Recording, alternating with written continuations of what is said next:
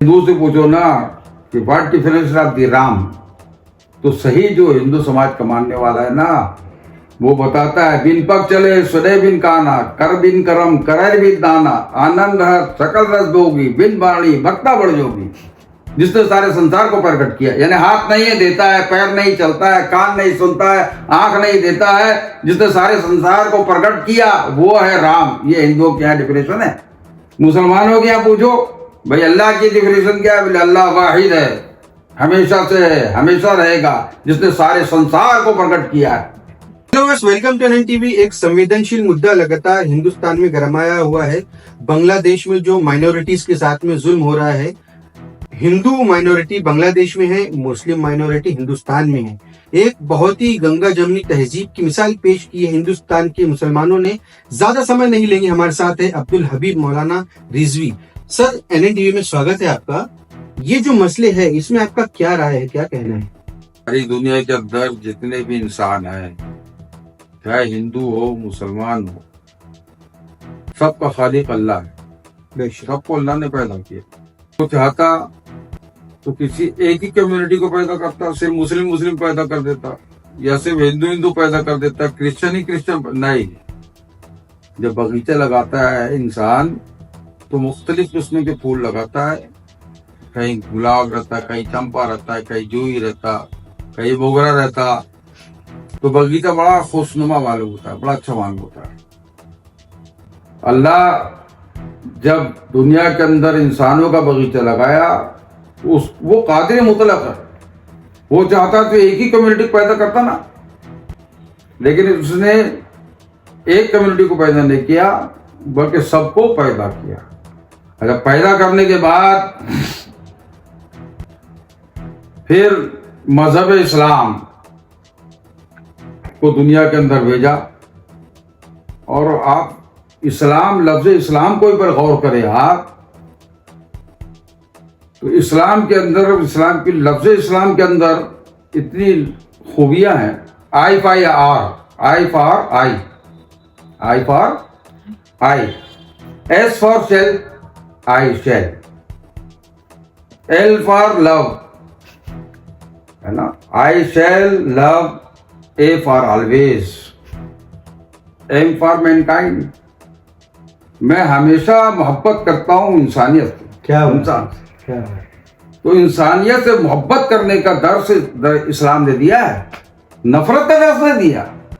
इस्लाम अमन और शांति का मजहब है। अब हमारे बाजू में सरकार दो आलम सल्लल्लाहु अलैहि वसल्लम इरशाद फरमाते हैं कि अगर आपके पड़ोस में एक पड़ोसी अपने पड़ोसी का ख्याल करे, एक पड़ोसी अपने पड़ोसी का ख्याल करे, तो आपके पड़ोस में कभी मुसलमान भी रह सकता है, हिंदू भी रह सकता है। सही बात। तो अगर हिंदू है, श्री राम है, तो मुसलमान अब्दुल रज़्ज़ाक है, तो अब्दुल रज़्ज़ाक का काम है श्री राम का ख्याल करना। ये क्यों कहा? ये मोहब्बत का दर्स है। इबादत अपनी अपनी जो करते ना, वो अपनी जगह को करता। दुनिया के अंदर छूट देकर कहा परवरदिगार ने कि अपने हिसाब से अपने मजहब की जो इबादत कर रहे हैं उस पर कोई पाबंदी नहीं लगाया।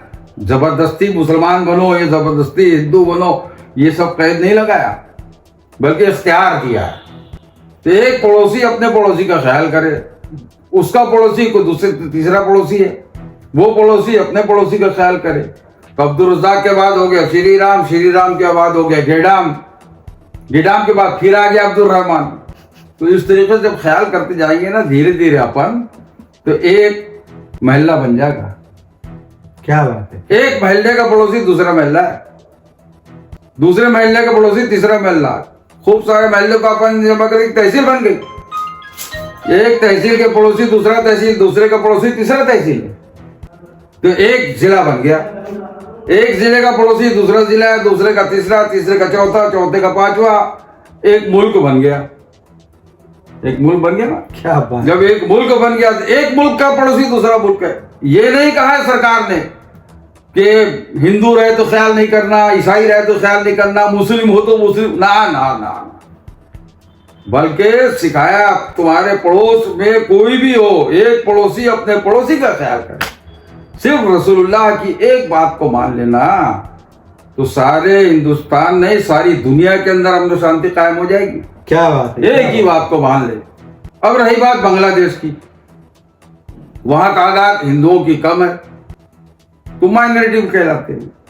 तो माइनॉरिटी में है तो वहां के मुसलमानों का काम है कि माइनॉरिटी के लोगों का ख्याल करें, उनकी इज्जत का ख्याल करें, उनकी आबरू का ख्याल करें, उनके बाल बच्चों का ख्याल करें। इसलिए कि सरकार दो आलम सल्लल्लाहु ताला अलैहि वसल्लम ने ऐसा नहीं है कि काफिर है, ये इस्लाम नहीं लाया है जिसने उसको अवॉइड कर दिया, ऐसा नहीं किया। बल्कि जो इस्लाम नहीं लाई थी बुढ़िया, वो जब तक कि इस्लाम नहीं लाई थी कचरा बिछा रही थी, डाल रही थी सरकार के ऊपर, कभी रास्ते में कांटा बिछा रही थी, कभी पत्थर फेंक रही थी। लेकिन एक रोज बीमार हो गई। मेरे सरकार ने पूछा, भाई आज कांटा नहीं बिछा है, आज पत्थर नहीं जा रहे हैं, आज कचरा कहीं नहीं है, क्या बात है? बोले हुजूर वो तो बीमार है। बोले चलो उसकी आदत के लिए। तो जब उसकी आदत के लिए गए, वो तो कचरा डालने वाली थी ना, दुश्मन थी ना। लेकिन जब देखा उस बुढ़िया ने ये पैगंबर आजम है, तो मैं इनकी राहों में कांटा बिछाती है और इनकी मोहब्बत देखो कि ये मेरे से मिलने आए, वो दामन इस्लाम से वाबस्ता हो। सुभान अल्लाह। तो इस्लाम नाम है अमन और शांति का, और मुसलमानों का काम है, बांग्लादेश के खास मुसलमान बल्कि पूरी दुनिया के अंदर जहां ऐसी तादाद है, सऊदीया के अंदर कुछ कम आपको मिलेंगे हिंदू समाज के लोग, तो मुसलमान वहां ख्याल करते हैं। ऐसे ही हिंदुओं का काम है कि मुसलमानों को ख्याल करें। इसलिए कि अगर हिंदू से पूछो ना कि what difference of the Ram, तो सही जो हिंदू समाज का मानने वाला है ना, वो बताता है बिन पग चले सुने बिन काना, कर बिन करम करे बिन दाना, आनंद है सकल रस दोगी, बिन बाणी भक्ता बढ़ जोगी। जिसने सारे संसार को प्रकट किया, यानी हाथ नहीं है देता है, पैर नहीं चलता है, कान नहीं सुनता है, आंख नहीं देता है, जिसने सारे संसार को प्रकट किया वो है राम। ये हिंदुओं के यहाँ डिफिनेशन है। मुसलमानों के यहाँ पूछो भाई अल्लाह की डिफिनेशन क्या है? बोले अल्लाह वाहिद है, हमेशा से है, हमेशा रहेगा, जिसने सारे संसार को प्रकट किया है और अमन और शांति के पैगाम के लिए अपने महबूब, अपने प्रॉफिट को, अपने पैगंबरों को भेजा। और आज हम दरखास्त करेंगे, कल हमारे प्यारे भाई एहतियात कर रहे हैं इस मामले के अंदर, मैं मुसलमानों से दरखास्त करूंगा खास करके, अल्लाह अच्छा लगे प्यारे भाई को। अब लोगों को एलर्जी हो जाती है कि बीजेपी के अंदर है, कि ये शिवसेना के अंदर है, कि कांग्रेस के अंदर है। अरे काय के अंदर भी रहे, तुम्हारा भाई है, अच्छी पोस्ट पर है। क्या बीजेपी के लोग जो है वो क्या पाकिस्तानी क्या? पहले हिंदुस्तानी बाद में बीजेपी है, पहले हिंदुस्तानी बाद में कांग्रेसी है, पहले हिंदुस्तानी है बाद में बहुजन समाज पार्टी है। सही है। लेकिन हमारे यहाँ सही इकदाम किया है प्यारे खान साहब ने कि उसके लिए एहतजाज किया है। हमारा काम है कल वक्त मुकर्ररा पर शाम में 6 बजे है ना जी जी, हाँ, उसमें जो कसरत के साथ शिरकत करके एहतजाज करके ये बताएं कि बांग्लादेश में जो मुसलमान हैं वो अपने हिंदू भाइयों का ख्याल करें, और ये बताएं जैसे हिंदुस्तान में खास करके हमारे महाराष्ट्र में एक कैसी भाईचारगी है, मोहब्बत कायम है ना। यहाँ रात के 12 बजे जाओ, किसी हिंदू से मिलने, कोई हिंदू मिल गया, अपने पूछता है किसी का पता, तो हिंदू भाई हमको खड़े रहकर ये नहीं बोलता कि मुल्ला जी है या मौलाना साहब है, इनको क्यों बताना। हाँ, मौलाना साहब आपको कहाँ जाना है? पड़ा जा भैया, ये गली से जाना, उस गली में जाना, वो फला मकान उनका है। ये भाईचारगी, ये भाईचारगी जैसे हिंदुस्तान में कायम है ना, अल्लाह करे सारी दुनिया के अंदर कायम हो जाए। यही मैं दरखास्त करता हूँ। मजहब नहीं सिखाता आपस में बैर रखना, हिंदी वतन है, हिंदू सिखा हमारा। क्या इंसान को इंसान से मोहब्बत करना चाहिए, और वो इंसान नहीं जो इंसान से नफरत करे। जानवर को देखो जी, लड़ते हैं लेकिन कभी मर्डर नहीं करते। ये जानवर से बदतर हो गया, आज का इंसान जानवर से बदतर हो गया ना। ये आपस में लड़ता और मर्डर करता, प्लान जमाता, घर उजाड़ता, लेकिन कभी शेर को नहीं देखा मर्डर करते हुए, कभी चीते लड़ते हैं, वो भी लड़ते हैं जानवर। लेकिन जानवर को इतनी अक्ल है कि अपनी बिरादरी को नहीं मारना, अपने उसको खत्म नहीं करना। ऐसे इंसानों को कम से कम जानवरों से अक्ल लेना चाहिए। मुसलमानों को अपने पैगंबर आजम से सीखना चाहिए कि अपनी माइनॉरिटी का ख्याल करे।